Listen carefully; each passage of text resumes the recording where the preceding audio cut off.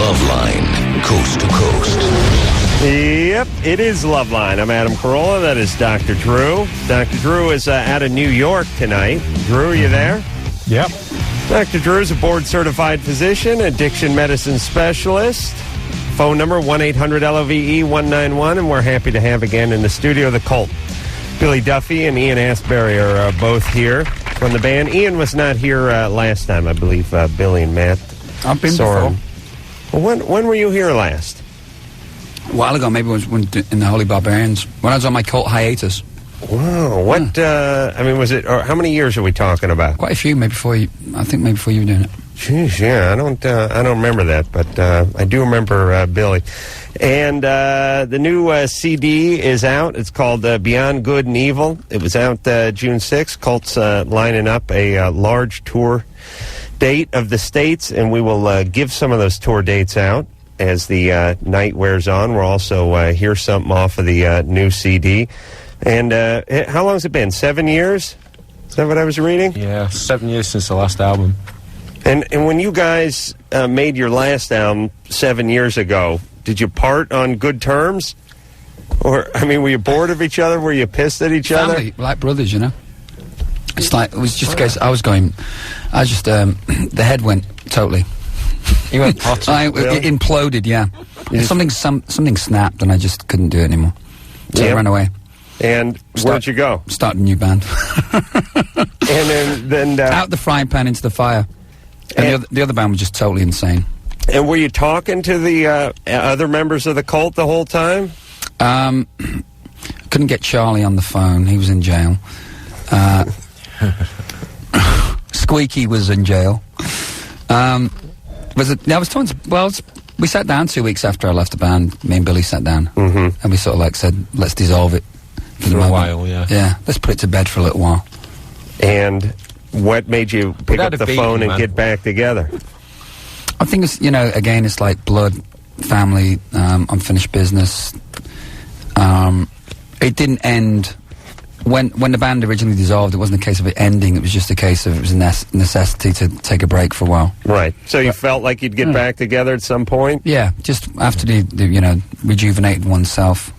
Well, that point is going to start out here on June 14th. When's that? A couple of days? Thursday night. That's in Reno and 2 nights, sir. Santa Barbara, Sacramento. I'll give all the dates out where you can find the Cult. And like I said, we'll hear something off Beyond Good and Evil, the new CD. Drew? Yeah? What are you doing in New York? 48 hours. When is that? I don't know. You doing it tomorrow? Doing it tomorrow, and then I have no idea when it's going to air. So, all right. And I have no idea what I'm doing, so it's good. Great times. I hope it's a big ambush. Hope they assassinate you. God bless you. Maybe this is where I'm finally going to run into the Mormon Tabernacle Choir. Yes. All right. Drew, you're awake? Yeah. I know it's late over there. You ready to go? Adam. All right. I left the Pacific time zone this morning. All right, buddy. You know what I'm saying? Just giving you an easy out. Tom? Yeah. You're 16? Mm-hmm. What's up? I have a boyfriend, and there's this girl that likes me too, but the catch is I'm not positive the girl likes me, and my boyfriend lives like 2 hours away. Yeah, how old's he? 15. Oh, so are you gay or are you bi? What are you? Yeah, bi. Bi? Mm-hmm. Yeah. Though eventually you'll be gay, don't you think? I'm not really sure about that. It's bye-bye, right, Adam? Yeah, I think when you're bi, you're saying bye to heterosexuality and hello to homo. That's the way I've always looked at it. I don't know about that. You don't know. How are your parents? Are they okay with this stuff? They don't know. I think my dad would kill me, actually. Huh. My mom might be okay with it after the initial shock. Right. My dad would, disown me. Okay, well, don't tell him until you move out. Right. I planned on telling him, leaving a note and then going off to college. Right. What? In another country. Yeah, wait till he's done paying for college and then leave him the note. Yeah, exactly. What is that going to do for you? I don't know. I'll just be out of the house. Okay. Yeah, but wait till you form a series of a network of friends at college who can support you through whatever your dad's reaction is. Okay, so what's the question, though? I just don't know what I should do, if I should stay with my boyfriend or whatever. Are you committed to him? Is it a monogamous relationship? Well, I am to him, but I don't know if he is to me. Yeah. He's 15. Who else is he committed to? Well, it's like this. I'm exclusive, or he's exclusive to me, or wait, it's the other way around. Right. You're exclusive to him, but he does whatever he wants. Yeah. Well, listen. Why don't you break that relationship up? Just like decent behavior in any relationship. Break one up, and then if you want to start another one, by all means do. But just get rid of clarify the one before you go start hurting people by muddying the situation. Yeah, 2 hours is a long haul when you're 16. Yeah, keep a relationship going. All right, thanks, Tom. Hey, Tom. Yeah. I don't know. I mean, you're confused. You're making me confused. The guy lives 2 hours away. If you're in love with him, stay with him. If you're not, then break it up with him. That's it. Not just somebody maybe. And by the way, a reason to get in a relationship with someone is not, gee, I think maybe they like me, therefore I better be in a relationship. I better go for it. Well, how do you feel about her? What about this girl? I think I like her, but, I know it doesn't sound like very long. We've been together about 2 months. Yeah. Doing what? Huh? Are you having together? Do you have sex? No. What are you doing? I've met him a couple times, but nothing really. We've tried to stay away from getting too close, just in case something like this would happen. Hold on, you and the girl, or you and the guy? He's talking about the guy. Oh, I was asking about the girl. Okay, hey, listen, Drew. Yeah. Billy, Ian, I don't care. Yeah. I just don't. He's bi. He's confused. He can settle it. I don't know what advice to give him. Jessica's 19. There's no question there. Jessica? Yeah. What's up? Not much. Okay, well, my boyfriend was going down on me, and it was going, really good. And then I tinkled in his face. What? And Tinkle is pee. yeah. What's going on? Is that number ones? Yeah, that's number ones. Yeah. Oh, okay. Yeah, so you tinkled on him. Yeah. Did it get in his mouth? Well, yeah. I see. Adam, okay, just the visual here. Somehow the word tinkle doesn't apply. No, it really doesn't. Doesn't it something about sitting and tinkling? It just doesn't seem like you could tinkle into somebody. Into somebody's face. No. Yeah, that's a whiz. At least a whiz. Maybe a pee. Yeah. It's been upgraded to pee. So you tinkled on him, and what did he do? He, I was embarrassed, and I told him I'm sorry. He said, that's okay. I must have been doing something right because I triggered it. Right. Yeah, see, it's Adam. That's my kind of guy there. See what I'm saying? Okay. And then he kept going. Well, he's all man. Medal of Honor. That's a keeper right there. Yeah. How old is he? He's 28. Oh. And how old are you? And how old are you? 19. 19. Mm-hmm. Yeah, he's probably been tinkled on before. Oh. Yeah, that's pretty old. Can you turn your radio down, goofball? Hold on. He's probably a loser, too, Adam. I mean, that's why he's willing to, you know what I mean? He's 28-year-old and 19-year-old. Yeah. He's going to find out. Let me find out about this guy. What does he do for a living? He works on houses. I see. Yeah, that's Kramer. bad. So he does carpentry, huh? Yeah. Yeah, he's an Wait, what does evil he do man. on houses? What exactly does he do? He, helps build them. Okay. He's a laborer, Adam. So there's a hierarchy right there in the construction world. Oh, yeah. And he's way down. He's what we would call a goomper in the carpentry world. He's humping lumber and carrying drywall and all that stuff. All right. And how is he other than being okay with tinkling in his mouth? Is he a good guy? Yeah, he's a really good guy. He helps take care of my baby and everything. Oh. Oh, well. Who's the baby from? Another guy I see. that doesn't do nothing. Okay. And everyone getting along okay? Your baby doing okay? Yeah. Okay, you don't pee on your baby, do you? No. Okay. How old not was yet. the father of the baby? He's 23. Okay. Does he give you any money? No. Why not? Why not? Because he's a low life. Okay, but you can still get some money from him. Yeah, I'm taking him to court. All right, so you tinkled on the guy. Is that okay? Are you worried that you're going to do it again? Well, I don't know. I just don't know if you're supposed to do that. No, don't worry That about it. It's fine. It happens. It's called female orgasmic incontinence. Good times. You guys ever been tinkled on? Oh, yes. You have? Yeah. Yeah, you mean when they reach orgasm? Yeah. Yeah, that's good, right? Yeah, it's recently. perfectly healthy. I'm within the last 2 weeks to me. Billy, you been tinkled on recently? Very recently. What happened? It was actually not in America, it was in Canada. I can't be any more specific than that, Okay. You give us the province? Non-specific tinklage. Yeah, it was tinkling. Saskatchewan? I could probably... Maybe it was in Regina. I could narrow it down to a province. Right. Where they say we a lot. Right. So it's like Quebec, Montreal. Yeah. We. Good, Adam. Good. Thank you. We. And this took you by surprise, but you're okay with it. Well, it was a lady who'd had kids, and I think that might be related. I think that's actually an interesting point. Yeah, it is. But I not that I know. Stress urinary incontinence is so if she's bearing down real hard, they might dribble out a little bit. But the actual female orgasmic incontinence can happen to young, healthy women. Well, was she having an orgasm? Mm-hmm. Yeah. Good work. Mm-hmm. Good work. Are you sure it was pee and not the female ejaculation? It could have been something else. Yeah, you might have a point there. I mean, you can't really, it's like Hard you can't to you can't dust for vomit, like in Spinal Tap. It's true. Adam, don't burst this balloon. By the way, no. I just thought of Hey, listen, I just thought of a new product. They have these Uri sticks. Yeah, you can just pick it out and test it, drop the stick in there. Well, listen, the turns point blue, is you got urine. If you can coax something to come out of a woman, you're doing a pretty good job, and that's what Billy has done. Chris.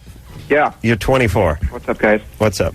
I've been going out with a girl for about a month. It's going really well. I'm not a virgin, and she is, and I don't want to have sex with her too early because I don't want to have it, damage the emotional relationship. So I want to know what you guys thought is a good kind of guideline for how far along we should be in the emotional relationship before we proceed towards It's not going to damage the emotional relationship, but it's going to bond her to you like epoxy. I mean, you're going to be bound. Do you want experience? Yeah. Do you want that?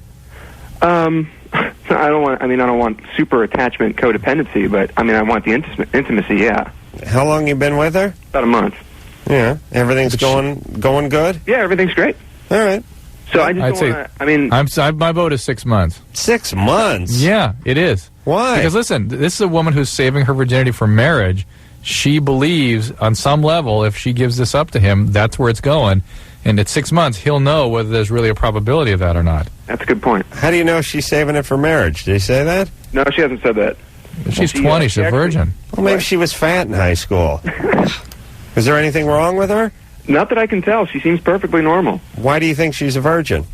She came from a really small town. Just started college 2 years ago. So listen, people who come from small towns have sex with the family members. That's no 12. That's no excuse. Yeah, at 11. Please. Small town. There wasn't a penis in that town? And I think she was just really shy during high school. So no. You don't buy that, Drew? No, I think people have to make a volitional choice to do that.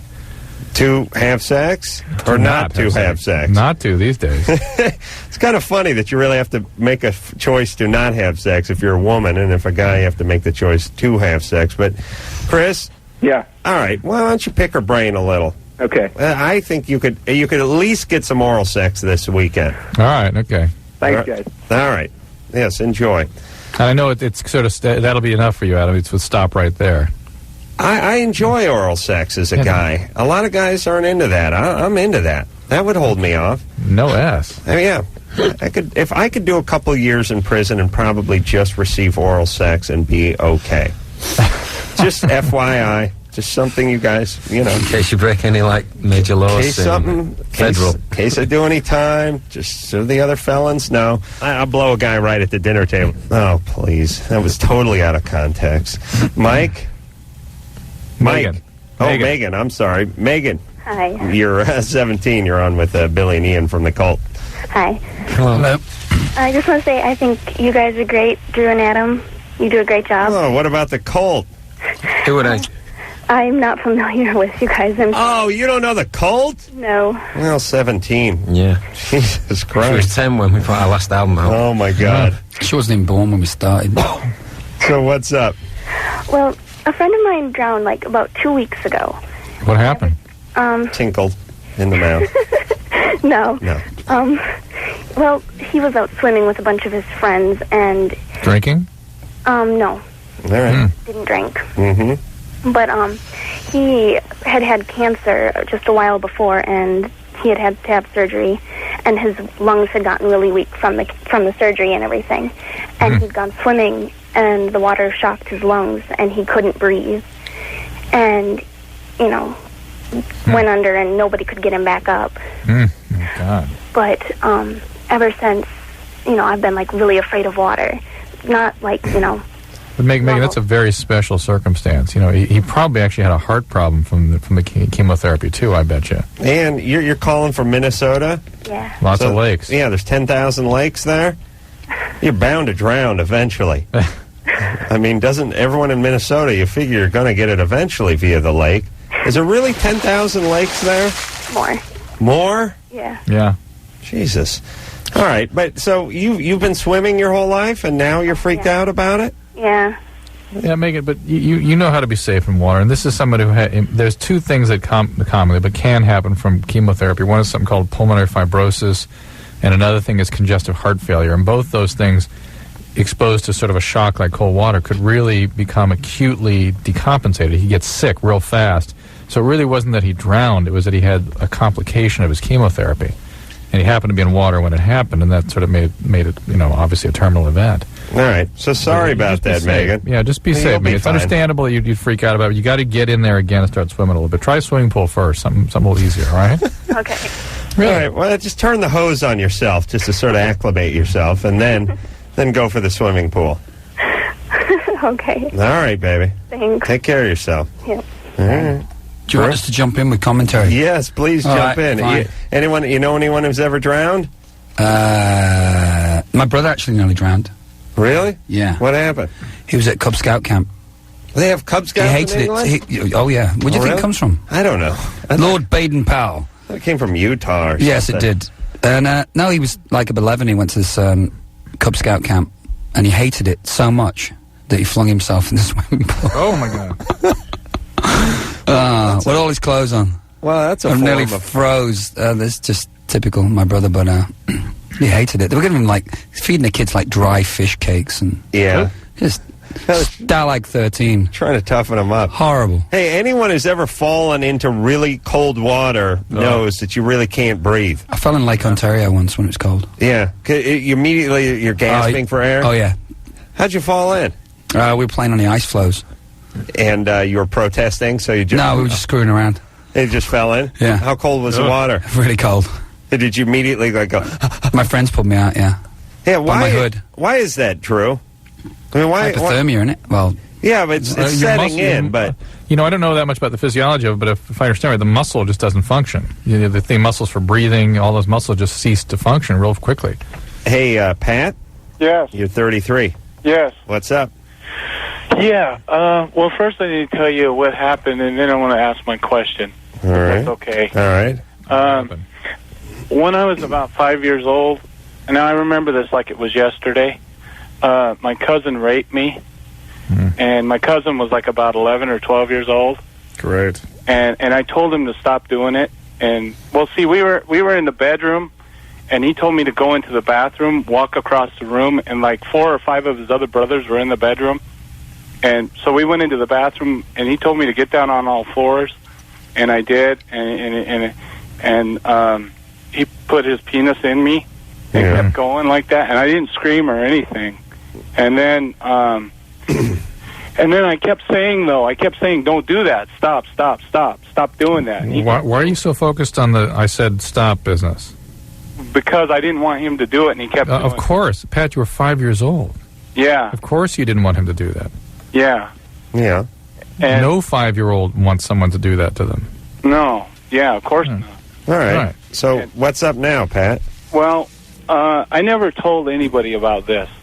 I mean, I blocked this out of my mind until 1992. Mm-hmm. Right. From 1974 till 1992, I didn't think about it. I didn't even have anything like that in my mind until one day it popped into my head. And it's been there, believe me. It's been in the wiring in your head all along. All right, so what's the question, Pat? Okay, I was going to a therapist in 1992, and I told her that I had thoughts about having sex with young children. Mm-hmm. Just thoughts. I would never do it because I don't want to go to prison. Right. Pat, if you listen to this show, you know that's what happens when people are sexually abused, right? Those are the people that then abuse other children. And children oftentimes abuse other children before they even reach adulthood. Well, everyone just abuses everyone now. I think it's it's endemic. But what's up? Well, the therapist said if you don't quit having those thoughts, I'm going to recommend that you have shock treatment. All right. No. Really? And I was like, Why not? Was the therapist's name's Frankenstein? Well, shock therapy won't do anything for those thoughts. I don't know. I was shock in therapy. I was in Las Vegas at the time when she told me this, and I also came across compulsive gambling. I'm 33 now. I started gambling when I was 21, and it just took off. And I would blow my money and blow checks and quit jobs and everything. All right. What's the question, Pat? Okay, should I go back to another therapist and work through this? Yeah. Yes. Yes. Definitely. Maybe 2 therapists. Shock therapy, if it would work for obsessions like this, we'd use it, but it doesn't. It's not specifically for this kind of thing at all. All right, so Pat, get back into therapy and keep doing your work. Okay. And contain those impulses. Oh, yeah. About yes. 60% of people who've been abused. And listen, all of you contain your impulses, no matter what it is. Whatever you have an idea to do, don't do it. Take a nap instead. That's what I do. Take a cold shower. Yes, I have beat a wank off. and roll over. I have a wank, a roll over, and I take a nap. And a nice cup of tea. Yeah, can you treat yourself to a nice cup of tea afterwards? I will wank in a nice cup of tea, and Not then mine, you won't. Not in his cup of tea, well, young man. I'm sorry. How dare you? Very snooty band, Drew. This cult. Yes. I hear. Drew is over there in New York. We're over here in L.A. Billy and Ian are both here from the cult. We're going to take ourselves a little break. We'll come back. We'll hear something off the new CD, Beyond Good and Evil, and give you some tour dates and take some more calls and all that after this. Yep, it is Loveline. I'm Adam Carolla. That is Dr. Drew over there.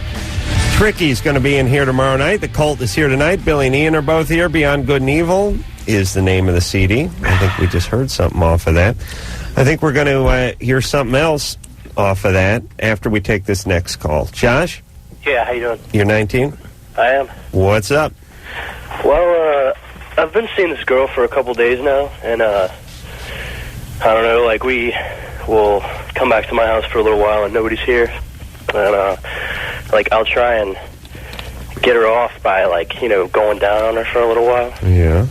And it really never works, but I usually go for, like, probably a half hour or so.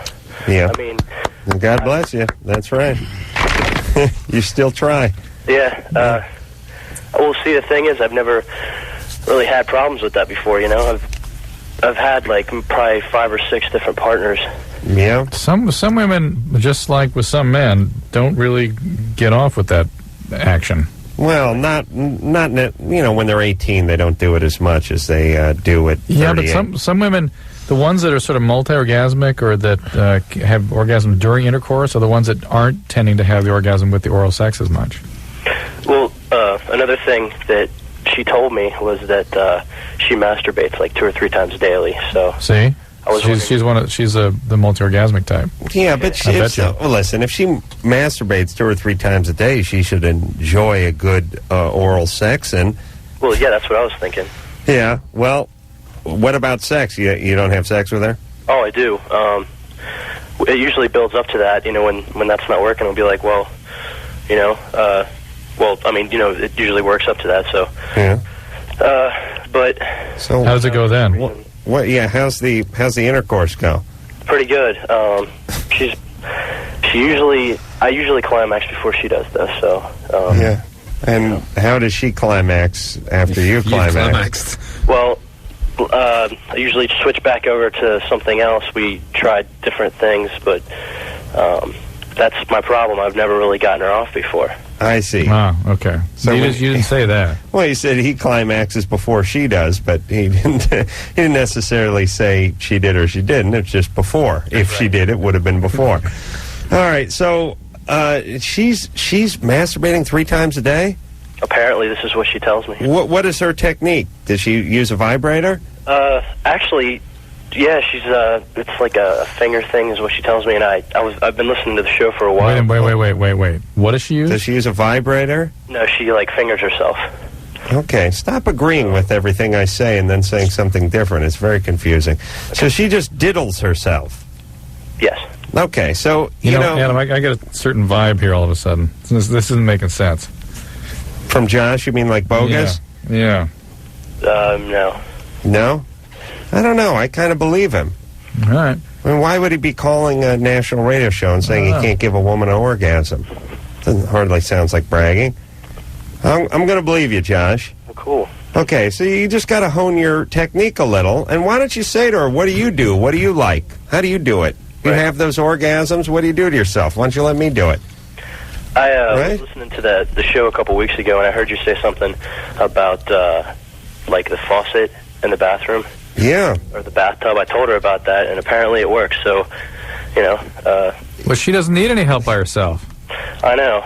I'm trying to figure out what's going on and what I'm doing wrong or what I'm not. Yeah, why would you recommend to her do something by herself when that's not the problem?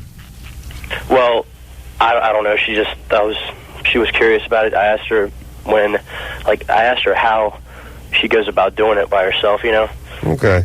Well, ask her what she likes when you're with her, okay? Right. All right there, Josh. Okay, just one more thing. Dr. Drew, I saw you on... yeah, go ahead. Go, shut up, Drew. Go ahead. On what? I saw you on Politically Incorrect the other night with Bill Maher. Yeah. I thought you made a lot of good points on that show, and I just want to commend you for that.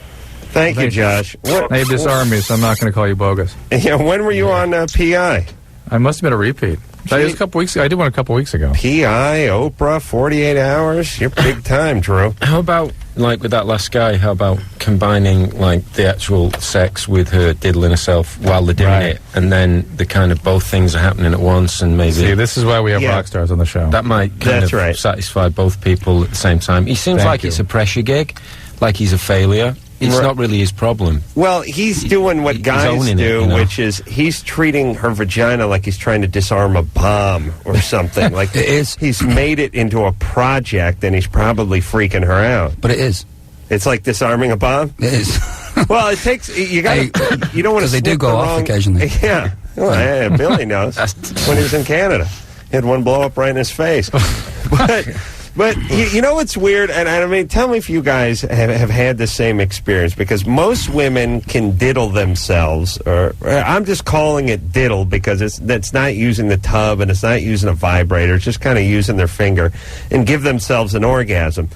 But sometimes when you're with that woman and you're having intercourse and you do what Billy said, which was diddle yourself while I'm in you, they go, it's too much. Or I can't do it. Or you know, not the same. Sensations. It's There's not two the different same. kinds of orgasm, I think. Right, but as a guy, if we whacked off and we could somehow get a hand on our penis and simulate our whacking off while we were having sex, we just have an orgasm that much faster. You know what I mean? Maybe 2 orgasms. Why can't they diddle themselves? If they're diddling themselves and having an orgasm, then you get in them. Why can't they do it? That's just a poor attitude there, Drew. That's nothing physiological. That's just being a pain in the ass. They do it. It's funny. They diddle. You know what I love? I love when women do this one where they go like, they diddle and you're in them and they go, no, it's not, too much. Like they get overwhelmed. The diddling overwhelms them. Guys never done that. They're really hard to figure out, these women. Let's take ourselves... no, we're not going to take a break. We're going to hear something from the Cult. Yes, Drew?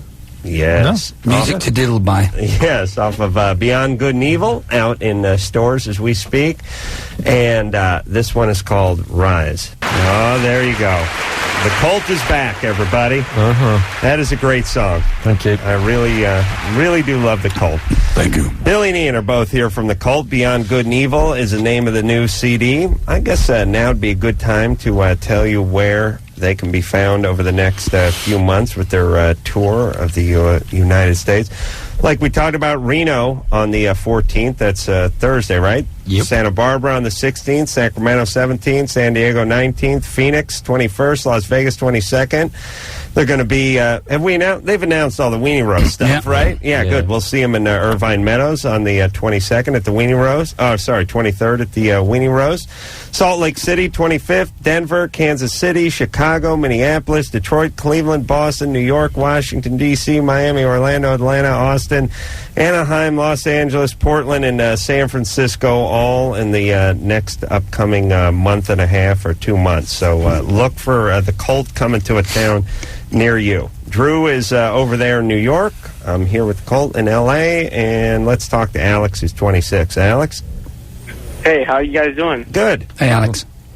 Hey, I had a question for Ian. I was just wondering what your inspiration was for Sweet Soul Sister. Because, I mean, that was, like, one of the songs that you guys were, like, greatly known for. I mean, at least like in the early 90s. I think it's about Angela Davis, Black Panther. I wrote it in Paris. Oh, really? Yeah. Wait, that was early 90s? No, it's like late 80s, 89. Yeah, that's what I thought was more there. Hey, Alex? Yeah. Yeah, Did you get that? Yeah, I'm sorry. I can't really hear. Angela Davis. Did you get that? I'm sorry? Angela Davis, Black Panther. Female Black Panther. Oh, really? Yeah. Yeah, I really never realized that, because, I mean, that song is, like, so... I mean, that sound is really known for you guys. Yeah, it's soaring. Do you have any sexy questions? Yeah. Did a man ask a man? How's your equipment? Is it operating? Yeah, exactly. Everything working, Alex? Hey, are you going to see the Colt when they come to Chicago? Exactly, that's my point. Oh, wait a minute. Goal. Wait, are you really high, Alex? I wish I was right now. All right. Well, you can. There's a bad connection. Oh, really? Is that what it is? Well, he understood the high question. Yeah. All right, let's take her. Hey, do they have Black Panthers in the UK? They had the White Panthers. Really? Yeah. The White Panthers came out of Detroit, and then they had the White Panthers with like Mick Farron and the Pink Fairies, kind of an affiliated group. But the Black Panther, the militant black organization, but no Black Panther in the UK. Not that I'm aware of. There may possibly have been one. I know there's a Hispanic group called the Young Lords. About the same time, the Black Panthers and the White Panthers. I'd like to head out to England and start up the Black Panthers. I think it'll be good. We're going to take a break. The Colt is here, and we'll be back after this. Hey, everybody, it's Loveline. I'm Adam Carolla. That is Dr. Drew. Hey, that is Ian. Yeah. Ann was pointing out to me that you don't seem to pee as much when I'm not around. Yeah, that is true. Shy bladder? I have a sympathetic bladder, which is when you have to urinate, it has to urinate. Plus, I like to look at your penis. Because that's, I think, what she was getting at. Yeah.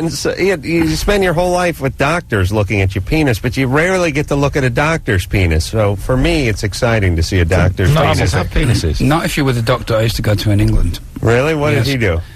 No matter what you went in for, he got to look at it. He got my penis out. Yeah. You were good looking. Could you just pee in here, please? That's right. What are you in for? My shoulder hurts. Yeah, just urinate into this. Yeah, they like to get you in your underpants and then have you sit around for about 4 days. Yeah. Billy and Ian are both here from the Cult. Beyond Good and Evil is the name of the CD. Also, Tricky in here tomorrow night. Dave Navarro, Pennywise, 311, Sum 41. A lot of bands in here. Some heavyweights coming in now. Yeah, in the next few days. But speaking of heavyweights, the Colt's here tonight. Owen? Yeah. You're 18? Yeah. What's up? Well, first, I want to say, give props to your phone screeners, Damien and Tara. Yeah. They were both super, super nice to me. Oh, good. Well, they're good people. So, thanks for taking my call. Sure. I've lately, probably for the last 2 or 3 months, I've been having virtually every night very, very intense dreams. And it's gotten to the point, actually, where I've started to really, enjoy them and look forward to them. Yeah. Are they the same themes? Well, there is, a lot of them have to do with car chases and car crashes. Huh. But they really do sort of run the gamut. I've had everything from, being involved in, a gunfight to watching a sibling die. I mean, all kinds of different stuff. But the thing is now, it's gotten to the point where I don't consider my night restful or complete until I've had one of these really intense dreams.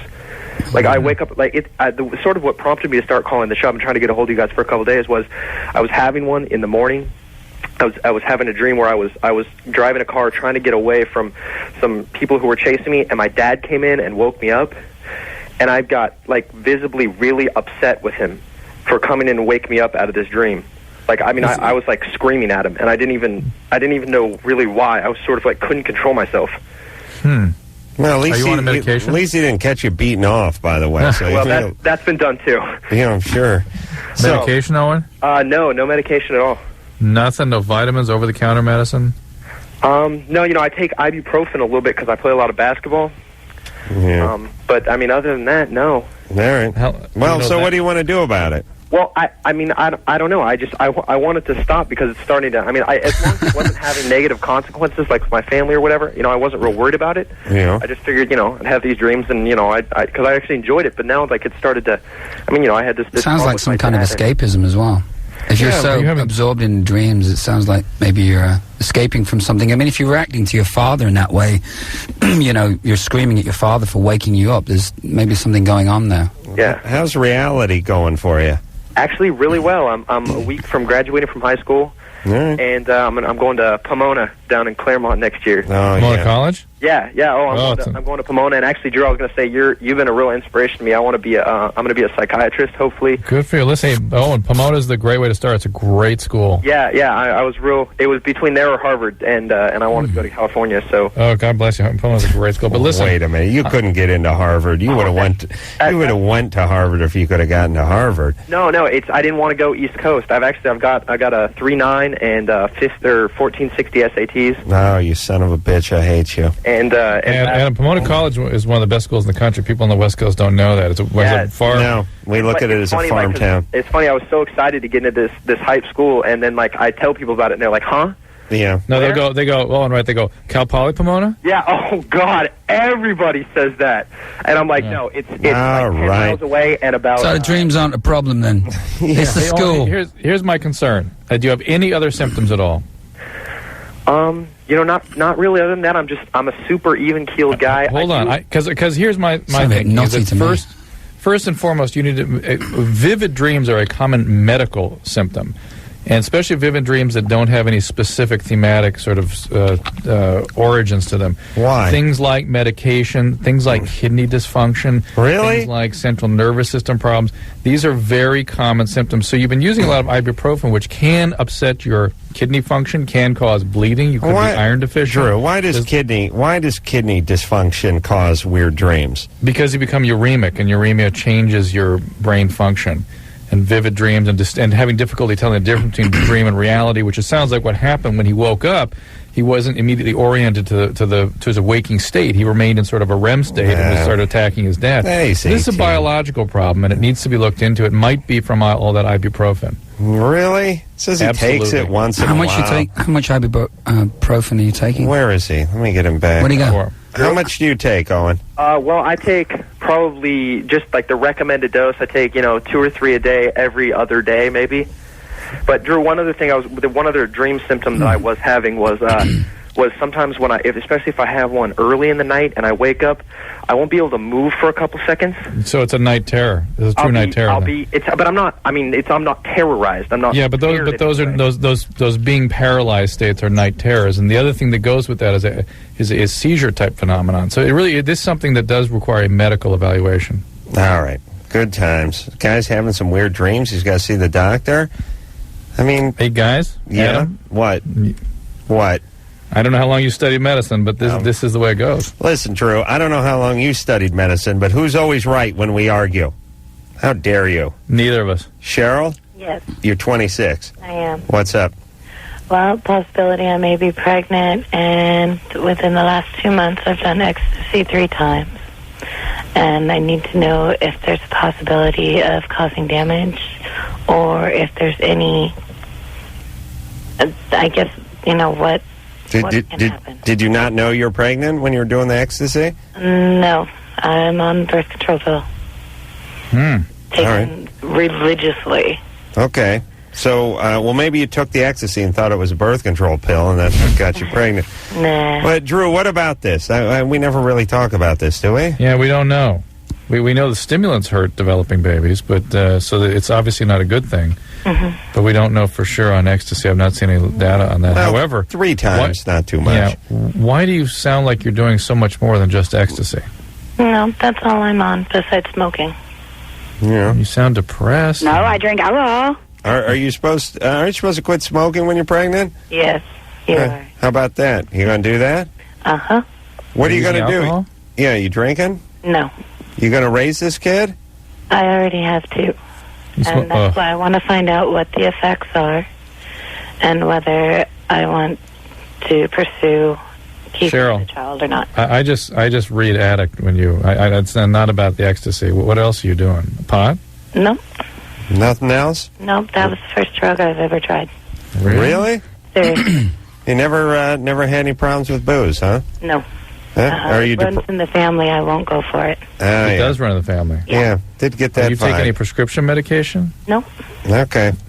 You you have a man in your life? Yeah, I've been married 5 years now. Okay. So if we told you that the kid was going to be defective, you'd give him up for adoption?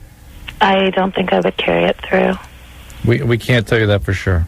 Well, listen, we can't with any, super certainty, but 3 exposures to X, the kid's probably going to be fine. Probably. What's your husband think? My husband told me to call just to see. Adam, are you hearing it, Cheryl? I'm hearing just serious depression. Oh, I'm concerned about what's going on, whether I want a new child in the life. All right, you don't really want this kid. It's not the X. It doesn't sound like your husband's too crazy about it either. No. I love children. I don't want to get rid of it, but I also know the strain that's being put through financially and everything that's going on now. So I'm under a lot of pressure. I'm not depressed about it, but I'm under a lot of pressure. You sound depressed. How what's your husband do? He's on disability right now. Why? What's he on? Back injury. Right. No, shoulder. Rotator cuff. Possible surgery here within the next 2 weeks. All right. Well, how are the kids you got now? You taking care of them? Oh, yes. No daycare. We work separate shifts to keep the kids out of daycare situations. Really? I think being separated from you two wouldn't be such a bad plan if I was those kids. All right, Cheryl. Well, why don't you take this one and, sell it on the internet or something, okay? Oh, no. All right. Bye. Good times. Okay. We're going to take a little break. The cult is here. There was something up with Cheryl. I don't know exactly what, but more than met the ear. The cult is here. Like I said, Billy and Ian. Drew is over there in New York, and we'll be right back. Hey, everybody. It's Loveline. I'm Adam Carolla. That's Dr. Drew over there in New York, out there to do the TV show 48 Hours, which will air when, Drew? Sometime after tomorrow. All right. It will not air between now and the time you do it. Is that what you're saying? Correct. I think the end of the month sometime. All right. The cult is here. Billy and Ian both here. Beyond Good and Evil is the name of the CD. That is out. It is in record stores, and it is definitely the cult, and we will hear something else off of that CD probably after we take a couple of calls. Let's talk to Jason, who's 30. Jason? Hey, guys. What's up? Hey, Jason. Hi, Jason. Hey, I'm a major Cult fan. I want to thank you for coming back, making an album that'll save rock and roll. Thank you, sir. Thank you for being there. And I had a question for both of you, actually, if there's time. Go ahead. Go. I wanted to ask Billy his guitar heroes. I can't really detect any obvious ones in his playing. Well, there'd be Mick Ronson. It used to play with David Bowie in the 70s.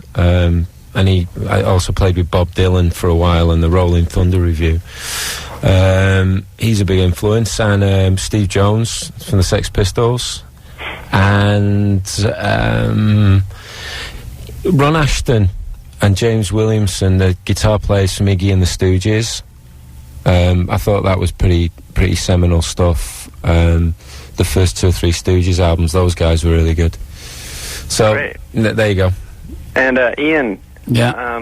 Do you see a correlation between your lyrics that were influenced by Native American spirituality and your lyrics now that are more with your Tibetan influence? Yeah, it's just something that, my interest evolved in Tibetan culture because of the similarities between the the Tibetan nomadic tribes. I ended up going to Tibet, but I've had a love affair of indigenous culture since I was about 11 or 12 years old. It's just an interest that's evolved. Uh-huh. Hey, Jason? Yeah? They're going to be in Sacramento on the 17th. You going to see them? Yeah, can I have a pass? No. Oh, man. No, you got to pay. You got to sleep with the roadie to get a pass, come on. That's right. No, to meet you. You can meet a roadie, M-E-A-T. That's right. You guys are awesome. Play Coming Down for me. All right, I don't know what we're going to play. That's a funny story. We won't be playing that in the gig, and I'll tell you why, because we tried to do it yesterday and we couldn't. Where'd you try it yesterday? We were trying to do a rehearsal, just knock up a couple more songs, because we've been out on the road for a month already. Right. And we were just trying to add a couple of songs just to keep it fresh for the fans and stuff. And we were trying to do that song, and I can't figure it out. Hey, when you're on the road, can you rehearse, or is just every gig a rehearsal, in a sense? I mean, can you find any time to work something out? Sound checks sometimes. Sound checks if you're in the mood. It's like... Be in the mood. You know, the only thing about touring I've noticed that I seem to be more knackered all the time. Right. And I wonder why. Oh, easy. Hey, Billy? Well, he's getting a lot of tinkling going on the road. That's right. Be nice. Billy? Speaking of tinkling, Billy. Yeah, call her, Billy. What's up? You're 17. Yeah, I have a bedwetting problem. I went to a doctor, and he said there's nothing physically wrong with me. Yeah? It seems that, I will not feel an urge to wake up in the middle of the night. You what? I will not feel an urge to wake up. You just pee. I just pee. Okay. What are you doing with your phone, Billy? I'm on a cell. Okay. So, you wet the bed every night? Yeah.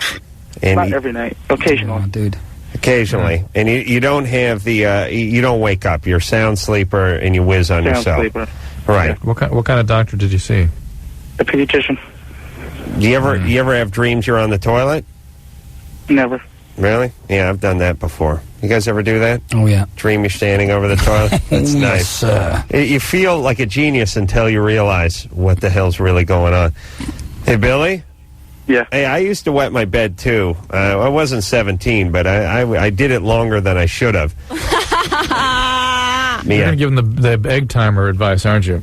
Yeah, I'm gonna tell him what worked out. I used to whiz my bed, and whenever I'd go sleep over at my grandparents' house, I was probably, 9 years old or something. My grandfather didn't want me whizzing up the sofa, so we would go to bed at, 9:30, 10 o'clock at night. He'd go watch The Tonight Show, and then he'd come in about 1:30 in the morning. He'd wake me up, and he'd make me take a whiz into a bucket. I think he maybe gave me a hand job. I can't remember. And then I went back to bed. The point is I never wet his sofa because he woke me up 3-4 hours into my sleep, had me drain myself, and go back to sleep. So you need to do that. And people talk about all of these, sleep centers and therapists and doctors. Get a little egg timer, one of those little digital kitchen timers. You can set it for 3 hours. You can set it for 2.5 hours, whatever it is. Next time you wet yourself, look at the clock and see when it is. It's probably about the middle between the time you went to bed. You should patent one, mate. I'd love to, except for they're $5 and they're all over the world. Draw your name on it. I could put call it Whiz-Be-Gone. Dr. Adams Whiz-Be-Gone. Whiz-Be-Gone. And color it yellow. And all you got to do is hit 3 hours, put it next to your nightstand, you wake up, you go take a leak, then you go back to bed. You're not going to wet. I mean, how can you wet the bed when there's nothing in you? Drew, why am I the only one who thinks of this stuff? I had a very close relative who used to wet the bed quite late in life, and that was because of they had a meningitis. Oh, really? Yeah, Drew? when they were younger. Yeah. Why didn't you bring that up, Drew? You didn't give me a chance. He was just about to. Oh, okay. There's also, sorry, Drew. There are all sorts of problems with spinal reflexes that can cause that kind of thing. But like you say, Adam, if there's nothing in you, you have nothing to pee. And one of the medical approaches to this is giving a hormone that shuts off the urine production so you don't produce urine overnight. Right. I'm surprised they didn't offer him that. Well, but again, to me, you're taking a pill, and it's something that could be remedied sort of mechanically very easily, it seems to me. I agree. Just do the math. All you got to do is wake up 5 minutes before you would have wet the bed. Two other things, right? Tie a knot in it, or don't drink liquids any time before you go to sleep. That's a good point. That's kind of a basic 101, right? Yeah. Stay off the liquids. Part of my problem when I was 9 is I'd put down a six-pack of Mickey's Big Mouth before I turn in. Obviously party time at your house. Shove gum in your penis. Yeah, gum in your penis.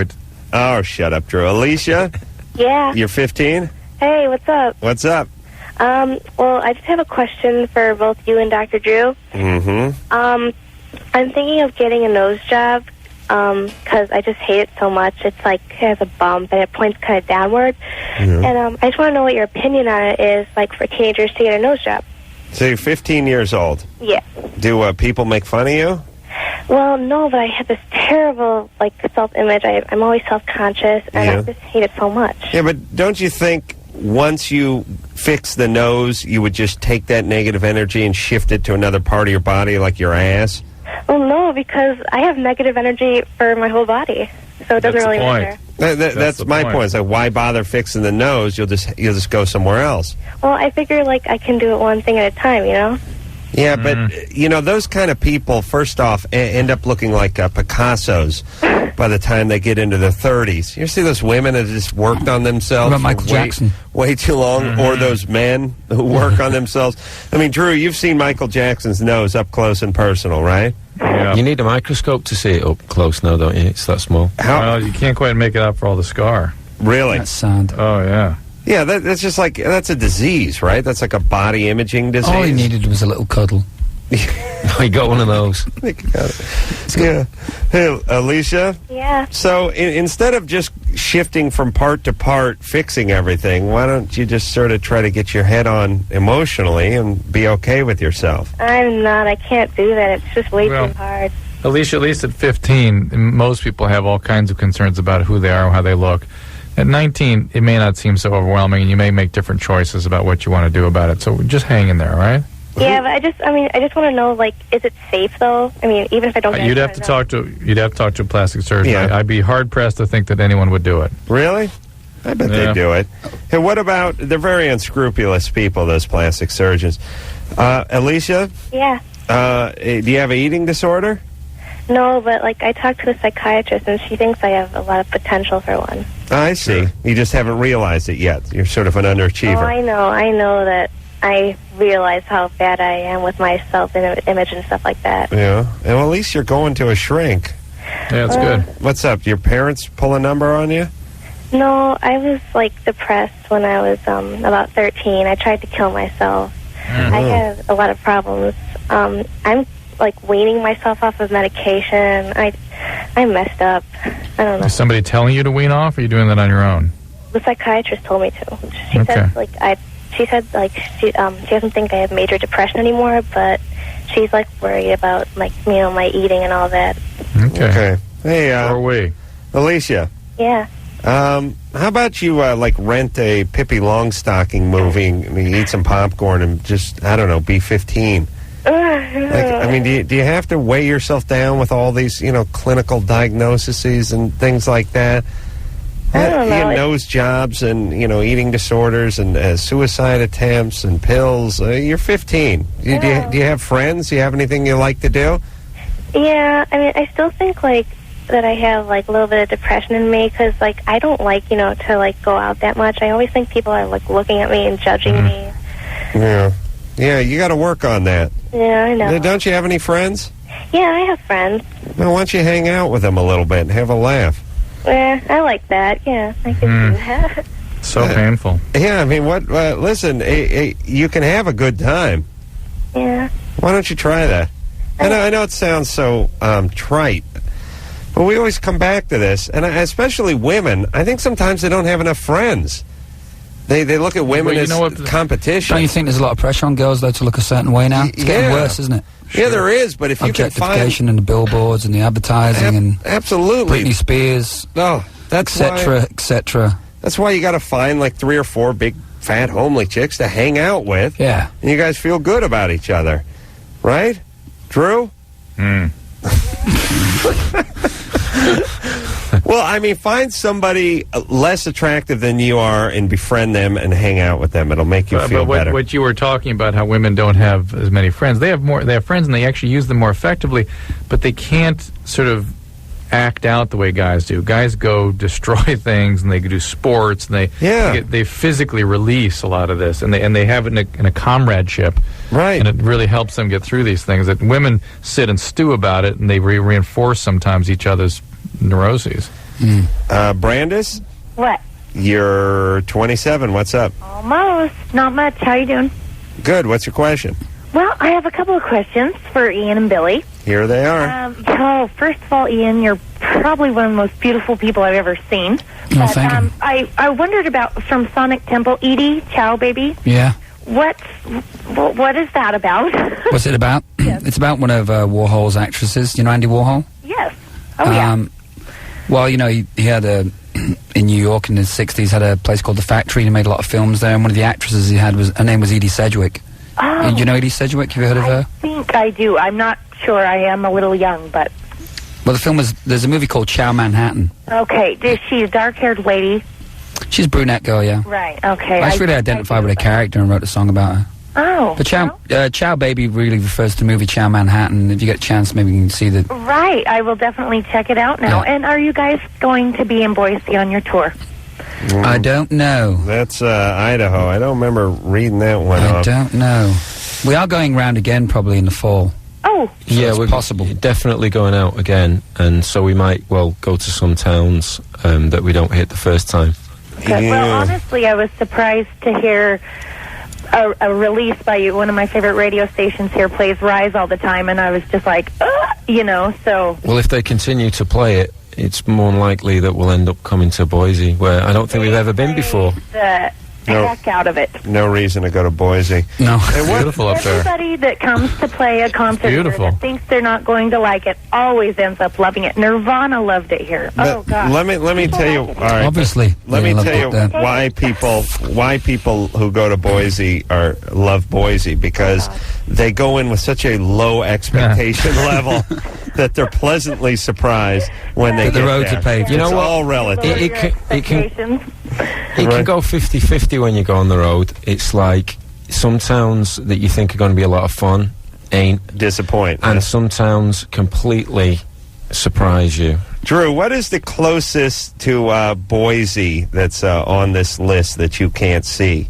I mean, Probably Seattle. Seattle. That's what I thought. And that's not on the list either. Maybe Portland. Portland, yeah. Yeah, because Boise's up there. It's next. Where? Between Montana and Washington. Right. Oregon, Washington. Right. Yeah. In that area. All right. Well, listen, if she's a big cult fan, she can drive. All right, let's talk. Why don't we put... you want to hear a song, Drew? Sure. Yeah. Yeah. Good times. All right. You got a song queued up Hey, there? put Paul back on hold there, Adam. All right. All right. I'll put Paul on hold, and we will hear another new one from the cult called American Gothic. There you go. Another good song from the cult off of Beyond Good and Evil. That's the name of the new CD. It is out, and they are out. They will be on the road and in a town near you, unless you live in Boise.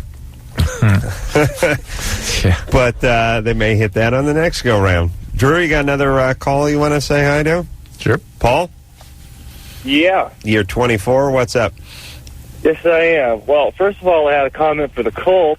I think you guys are the gods of rock and roll. Everybody says AC/DC the gods, or what? The Godfathers of rock and roll. I have to disagree. You guys are phenomenal. Thank you. And actually, I saw you in concert at the Sundance Film Festival a year and a half ago up in Park City, Utah. Killer. A lot of fun that was, wasn't it?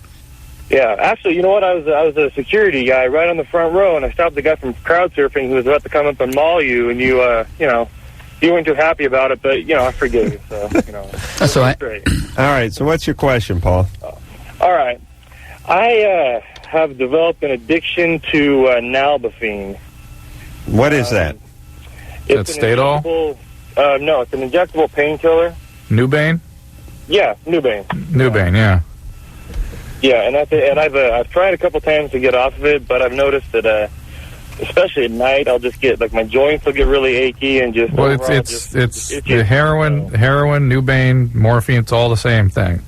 Okay, so this is a profound opiate addiction, and it's going to require treatment. You need to go somewhere to get this treated. You will not, even if you successfully detox yourself outside a hospital, there's no way you'll stay off that drug, or you'll escalate something else. Because with that drug, in people who are genetically prone, that drug throws a switch in the brain that requires a lot of treatment to undo, really. Where do you get that drug? Oh, I've got some sketchy friends here and there. And you inject it? Yeah, we have this little insulin syringes you can shoot in your shoulder, painless. How often do you do it? It used to be about, a couple times a day. Right. But I've tapered it down. I've been able to cure it. At least, I can do it once a day, and I'll be all right with it. All right, and what's the feeling? But Paul, you're focused on tapering off the drug. That's not the problem. It'd be no problem detoxing you. The problem will be this is profound addiction, and it's about staying off the drugs. That's the problem. Yeah, how about detoxing from something like this as opposed to heroin? Same thing? Yeah, same. Heroin's a little more intense, lasts a little longer, but it's same deal. And what about would they give methadone to someone like Paul? Yeah, but again, that's out of the frying pan into the fire. Yeah. Methadone is far more difficult to get off than Nubain. Far more difficult. Really? You want to get off it, right, Paul? Sorry? You want to get off it, right? Oh, yeah. I mean, yeah, definitely. I'm trying to clean my system out. I mean, it's just, it's not going to take me anywhere. It's not the road I want to go down in life. And, Paul, you're not hearing me. This is a disorder that doesn't get better, even in the best of circumstances, unless you go participate in treatment. Detoxing, getting off the drug, is the easiest part of this whole process. I know, but it must scare these guys when you talk that way, Drew, because they look that's the hardest part. Yeah, but sure, it's like, where do you go to detox? You just like, the guy's just finding out he's got an addiction. Where does he go? Where does he go? He's got to go to a treatment program. Just call up a local hospital and get a referral and go. Local hospital, right? Any hospital will have a treatment program for this kind of thing. All right. Or most hospitals, at least they'll know where to go. Or you can call Narcotics Anonymous and get in with people that have been through this and see what they've done and what programs they recommend. We will take ourselves a little break. Billy and Ian are both here from the Cult. We'll be back after this. Hey, everybody, it's Loveline. I'm Adam Carolla. Dr. Drew is over there in New York tonight. It's going to be doing 48 hours tomorrow. Billy and Ian are both here from the Cult, but Billy's shaking the dew off the lily or finishing his taco salad or doing something. So he'll stroll into the studio in just a matter of moments. Gone to the loo. Till then, he skipped to the loo. It's gone for a slash. Is a slash, is that peeing? Yes, that's the peeing term in England, the slash. I like that. So you could take a slash? You can take a slash. Go for a slash? So when we first met, slash. Right. Can you slash on somebody? Yes, it's been known. If you go to the soccer in England, when I was a kid going to soccer in the UK, you used to stand there at the football, as we call it in England. You used to feel the warm stream going down the back of your leg. Some alky standing there with a can of beer, just taking a pee down the back of your leg, taking a slash at the soccer. That was always a big one, especially in Scotland. Now, in the soccer stadiums or the football stadiums in England, you guys just take a slash into one big long trough like we do here? Yes. You have your own? Yeah, that's good. Some guys actually may take a jobby in the stands as well. I'm telling you, man, it was barbaric. Especially in Scotland, Rangers Celtic games, just barbaric. Really? Just crazy? Everyone drunk? Everyone drunk. Isn't jobby a Scottish term? Oh, yes, sir. What is that? Is that taking a crap? It's number 2. Oh, I like that. And do they now see here? They cut you off the beer at a certain point. Not there. They don't do it there. Well, they worked it out after a period of time. Right.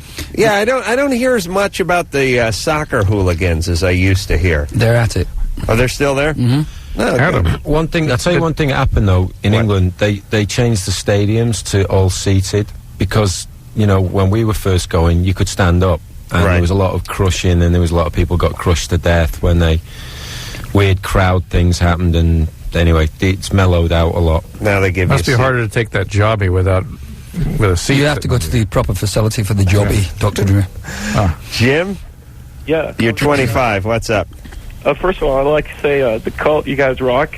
Thank you, Jim. I went to Ventura Theater about a year ago, and Ian, you were like riding on the crowd, and I was like pushing you around, so that was cool. Ooh. And they're going to be, I think they're going to be in... it was a fantasy. Santa Barbara coming up in a couple of days. Yeah, I got to check that out. Yeah, you should go see him. What's up? Well, basically, I've always been kind of a ass guy, right? Right. An arse guy. Ladies' asses, right? Jim, there's nothing wrong with that, mate. Join the club.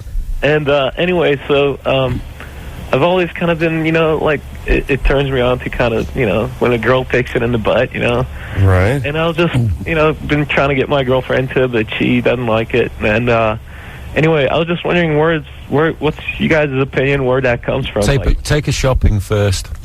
that always worked for me.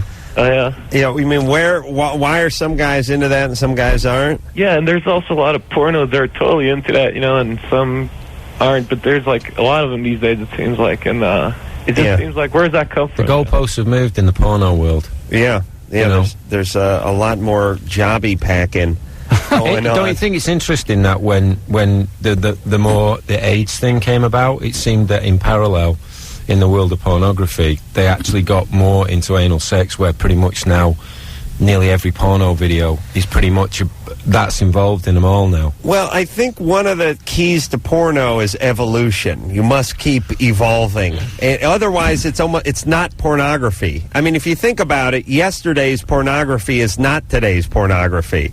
The pornography your dad saw. There's only a certain amount of holes that you can actually fill them. Right, but you keep moving. You go to the anal, you go to the gangbang, you go to that new thing where everyone gets off on the chick, covers her with a tidal wave of semen. You have to keep raising the bar, because I've never really thought about this, but the stuff, like I said, that our dads considered pornography 30 or 40 years ago is not pornography today. No. And maybe it's primetime television. Maybe the pornography that we look at as pornography today, 30 or 40 years from now, will be on NYPD Blue and not considered pornography. It's like society standards are changing. I mean, they've got a lot of stuff. They've got gay gang rapes in British TV now and stuff. And really?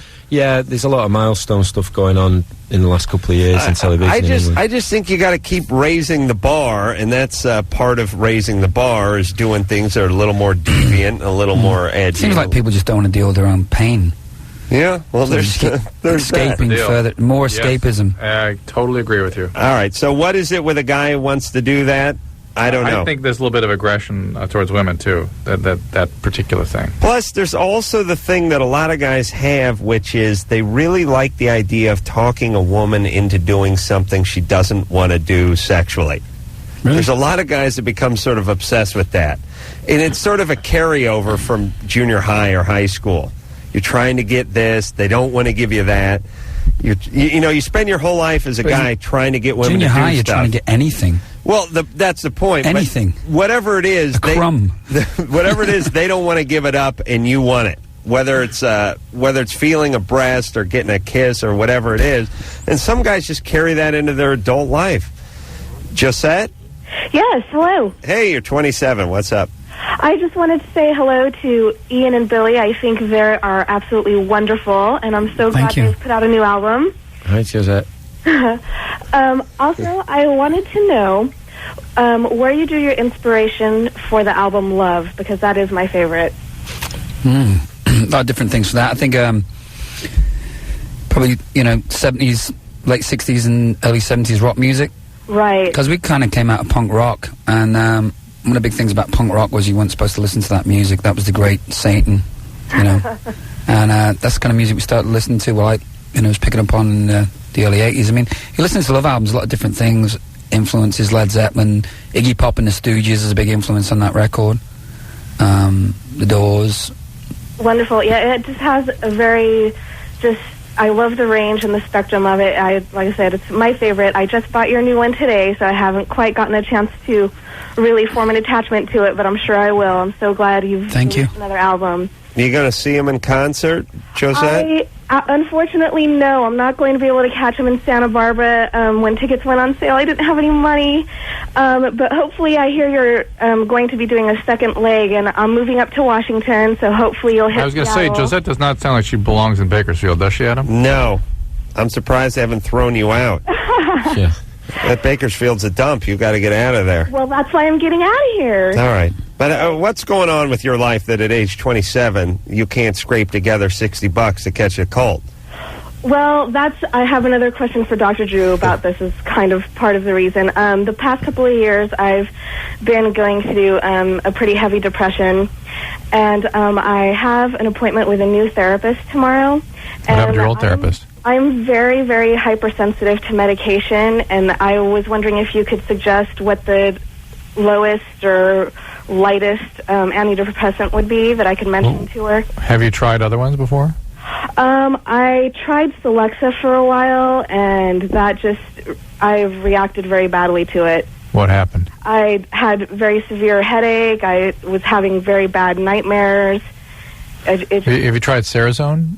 No, I didn't. Celexa is one of the mildest in that class of serotonin reuptake inhibitors, and Serazone's a slightly different class, and you can get it in very low dose and take it a couple times a day. So that's probably the best next step for you, I would think. Serazone? Yeah. All right, Josette. Get out of that Bakersfield, and magically your depression will go away. I guarantee it. All right, let's talk to Michelle up here. She's 26. Michelle? Hi. What's up? First, I want to say something to Ian and Billy. I just wanted you to know my husband and I have been listening to you guys since we were 14 and 15 years old. And we've been through Southern Death, Cult, Love, and everything else in between to the new album. And our wedding bands have Brother Wolf, Sister Moon on it. Oh, and wow. we are just in love with you guys. Cool. And you've been with your husband since you were 14? Well, we've been best friends and then kind of dating on and off. And now we've been married. Going actually next week, the day after the concert in San Diego, is our 3-year anniversary. Wow! And we're going to see you guys there, Ian and Billy. Wow! So we saw you guys in San Diego last year. But one of my main questions is my husband and I are going through a separation right now, and it's very hard.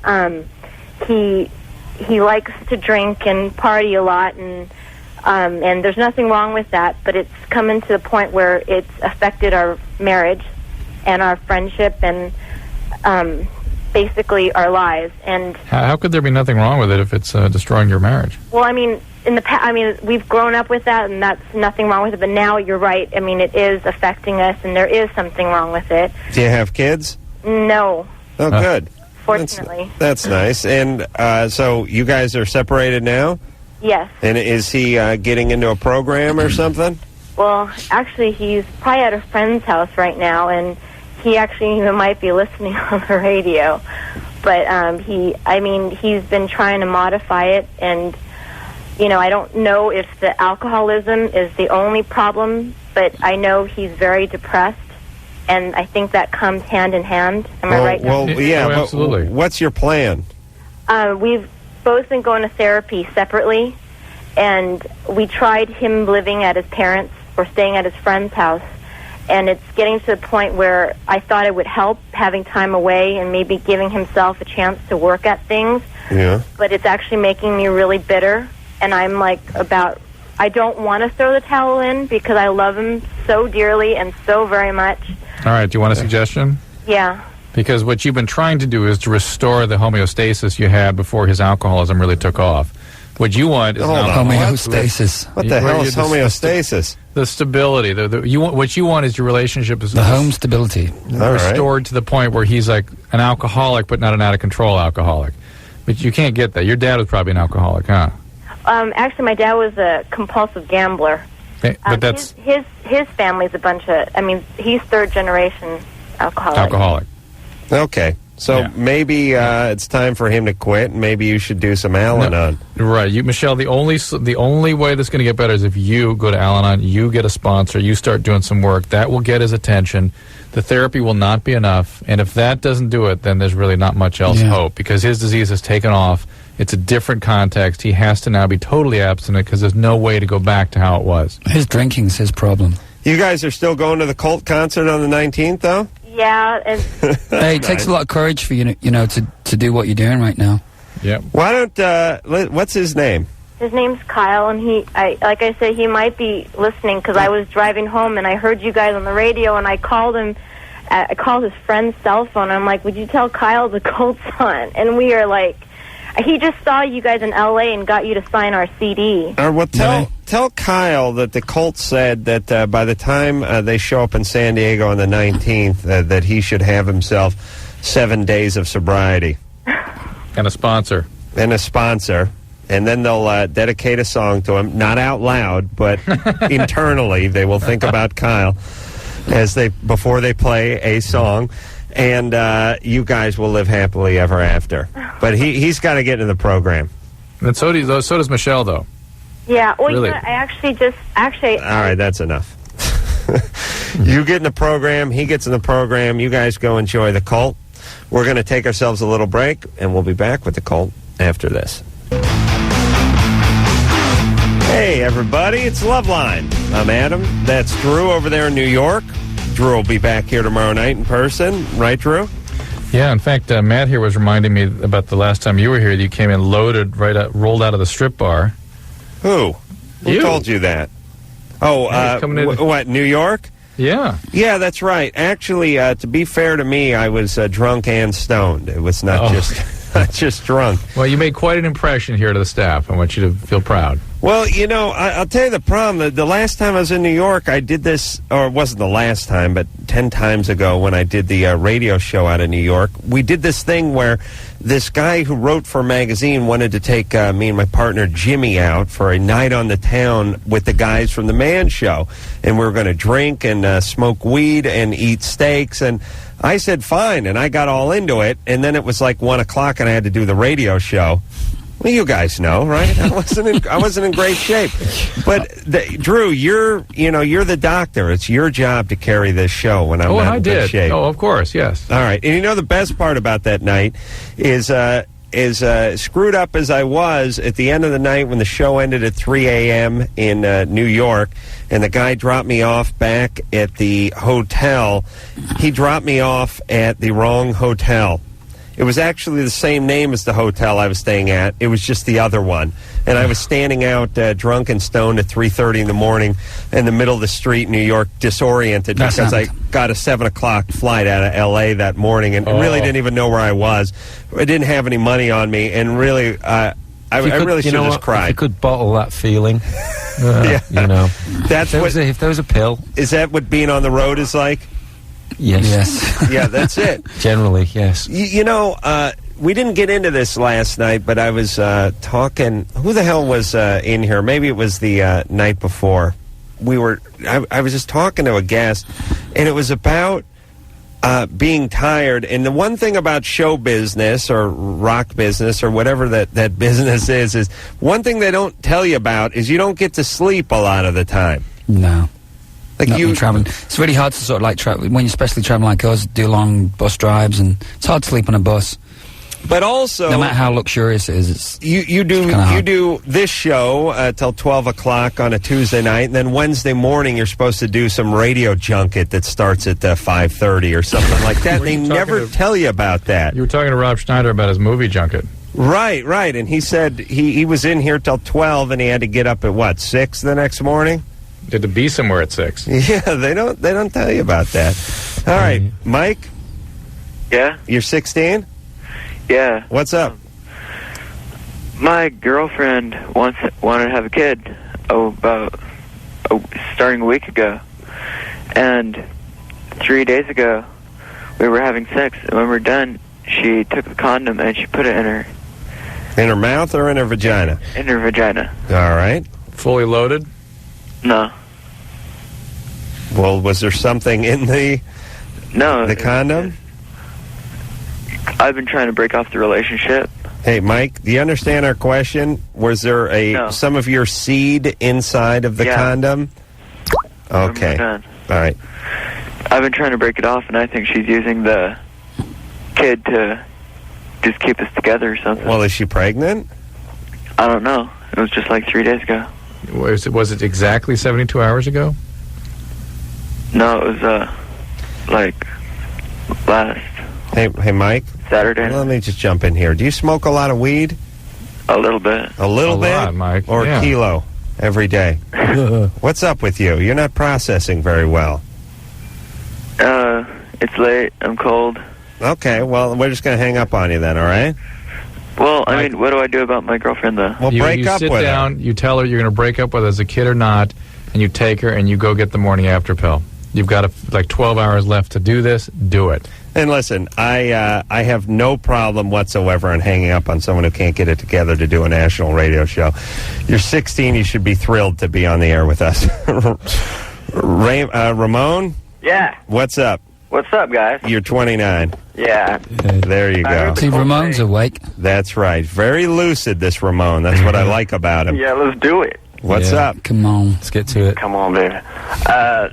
I heard the Cult play in Sundance in Park City, and they played a song, I think it was called Libertine. Yeah.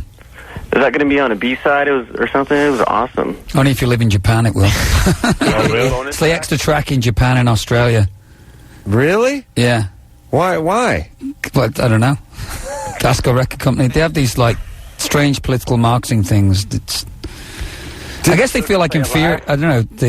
The markets are different out there. They require more tracks or something. Oh, really?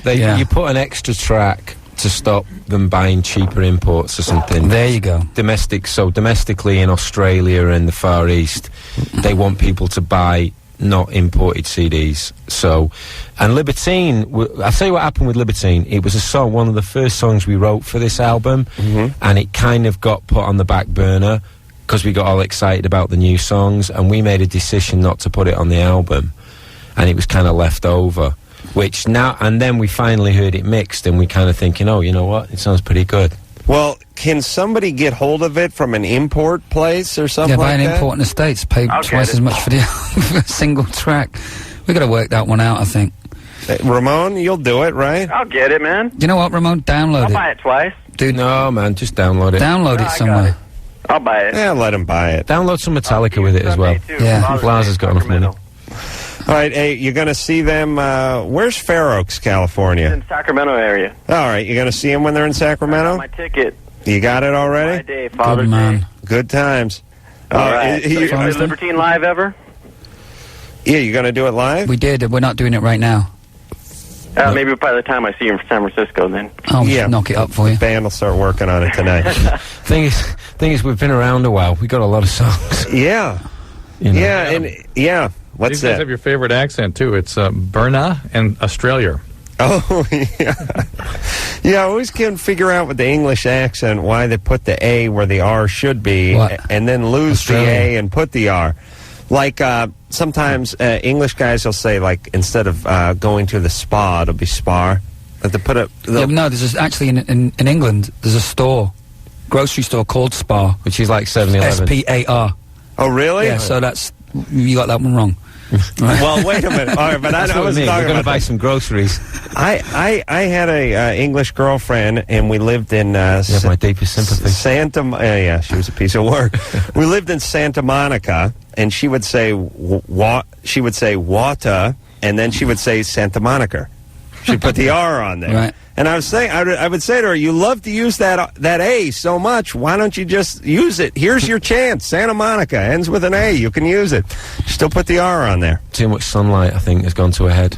Yeah, they ruined her. And she's back in England now, by the way. Getting rained on. We will take ourselves a little break. The cult is here, and we'll be back after this.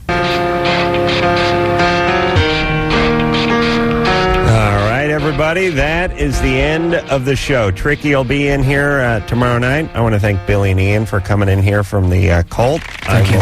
Thanks for having us. Hey, we do appreciate you coming in, and I will see you on the 22nd, Ann. Is that the Weenie Rose? Oh, 23rd. That's right. You gonna be there? Oh, yes. Rock and roll. I have to be there, but I would not miss it anyway. Beyond Good and Evil is the name of the CD. If you don't have it, it's great. Go get it, and look for the cult coming to a town near you. And until next time, this is Adam Carolla for Dr. Drew saying mahalo. You have to go to the proper facility for the jobby, Dr. Drew. This has been Loveline. The opinions expressed on this show are not necessarily those of the staff, management, sponsors, or this station. The producer for Loveline is Ann Wilkins Ingold. Loveline is a presentation of Westwood One Entertainment.